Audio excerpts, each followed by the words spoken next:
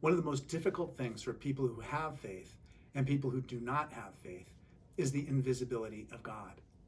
The 20th century theologian Karl Barth wrote at great length about the mystery of God, about the way that God is not simply an object that we can control or use for our own purposes. There's a way in which we belong to God rather than God belonging to us. And that makes God very different than every other object or experience that we have in our life. And that's what the Christmas story is about. The Christmas story is about the way that God appears in our life in surprising ways. No one could have predicted that when God would come into the world, God would choose such a marginalized, humble family. Mary and Joseph, far from home, immigrants of a sort. There's no room for them available in the inn. The baby's laid in a feeding trough. It's a story about vulnerability and danger. It's a story about how God appears in the most unlikely of places. Even the story has this threat of violence, of King Herod killing all the baby children in order to be able to try to kill Jesus so that Jesus will not usurp him as king. It's a terrifying story, but it does remind us that God comes in God's own way.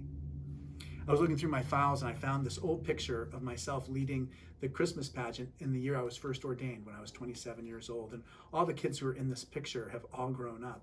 But I remember a very specific incident in the Christmas pageant when one of the children spoke up and answered one of the questions I'd asked. And in that moment, everybody was aware of God's presence. Everyone knew that God was there in that moment. We have no idea how God will be with us this moment. It might be in the midst of a huge church service. It might be in a quiet moment when you're by yourself. But I have a poem that was written by May Sarton. It's called Christmas Light. May Sarton was a poet who lived in Cambridge, Massachusetts when I was a little boy. And so I was very aware of her house. It had a little plaque in front of it that said it was May Sarton's house. But this is her poem about when she met the divine on Christmas. Christmas Light. When everyone had gone, I sat in the library with a small silent tree, she and I alone. How softly she shone.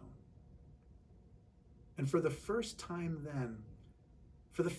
this year, I felt reborn again. I knew love's presence near. Love distant, love detached, and strangely without weight was with me in the night when everyone had gone and the garland of pure light stayed on. In the Gospel of John, it says that the darkness shall not overcome the light, that the light will always prevail.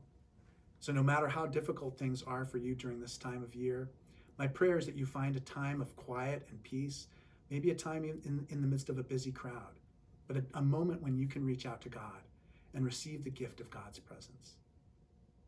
My name is Malcolm Clemens Young. I'm the Dean of Grace Cathedral here in San Francisco, California. Thanks for watching More Good News.